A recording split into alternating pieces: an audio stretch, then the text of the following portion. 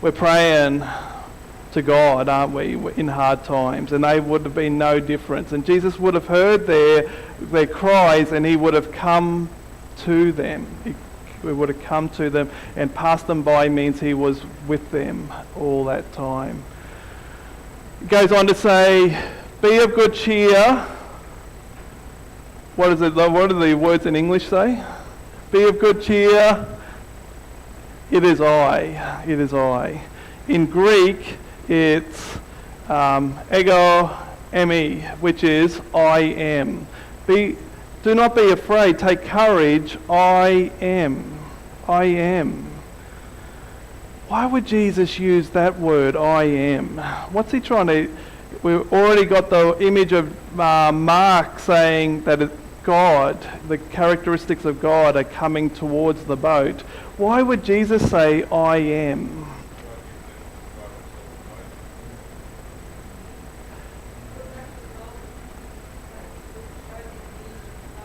Yes, that's it. Yeah. It goes further than just saying, oh no, it's only me, it's Jesus. It's much more than that.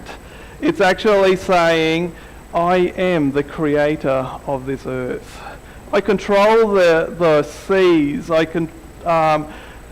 Everything is under my power. I am. Don't be afraid. I am the creator. They understand that? I don't really know if they did. But it gave Peter enough courage to do what? Go step out. If it is you, call me to come to you. So Jesus says, come. And Peter obeys. He steps out onto the water. And what does Peter actually see? What does Peter see when he steps out?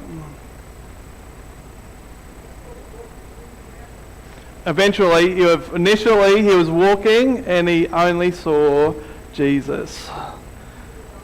He took his eyes off him, and that's where the problems happened, didn't it? Like, we can find Jesus in a troublesome time if we just got our eyes focused on him. But the minute that we take it off and think that we know better, bad things happen. And he sinks down, and it's Jesus.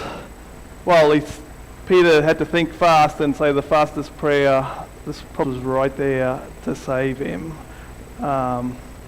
Amazing, isn't it? And then he starts having a conversation with Jesus. Peter starts having a conversation with Jesus, or Jesus says that you have little faith anyway. And they're still on the water at that stage. They haven't even got back into the boat. Again, standing on the water. When Jesus hops into the boat, he says, be still. And the storm was calm straight away. And what was the reaction of the disciples? You are the Son of God. Amazed. They were absolutely amazed.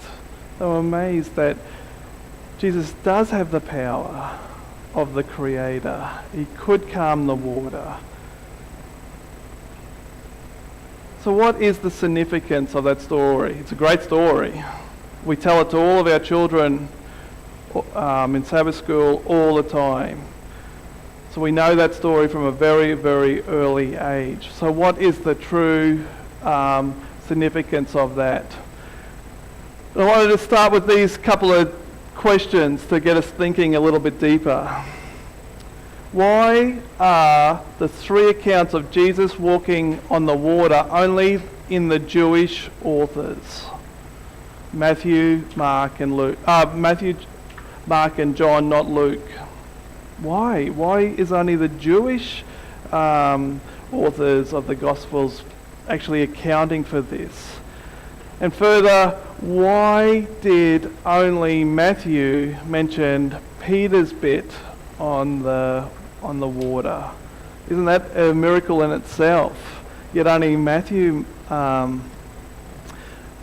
is only using it. To answer those questions, I went back and I don't have time, unfortunately, to go through this. This is where the real Bible study happens. These are all the allusions in the Old Testament that bring us to a conclusion of what is the significance of Jesus walking on the water. And one of them that I want to highlight going forward is Exodus 14. The actual language that's used in that account and the actual walking on the water accounts is almost word for word, except for Hebrew to Greek. It's incredible. Like, they seem to use it. They saw that's one moment that really changed everything, isn't it? When Moses parted the Red Sea. Same to this to the disciples, the Jewish disciples, this was the moment where they truly saw that Jesus was the Father, the Creator, in their minds. So, it's not working again. I probably pressed the wrong thing here. Can someone just hit the next slide? Thanks. So I want to bring some things to our attention. For a Jew familiar with the Old Testament, the image of Jesus walking on the sea was a dramatic portrayal of Jesus is Yahweh. Jesus is Yahweh. Jesus is Yahweh. Easier for us to think of that these days, because they didn't have, the Jews had all this tradition that was in behind them. So they were looking for this Messiah as an earthly king, not as someone that is bringing everyone towards the heavenly, heavenly home that they created for us. The one who subdues the forces of chaos, which when we look at the Old Testament text, that's what we see. Water is either classed as people or chaos. And when you put the both together, it probably sums up everything in our lives. And imposes his will on the waters, and everything in the waters represents the Son of the kingdom of Son of Man. The kingdom has begun. For Jesus, he became the new Moses at that point.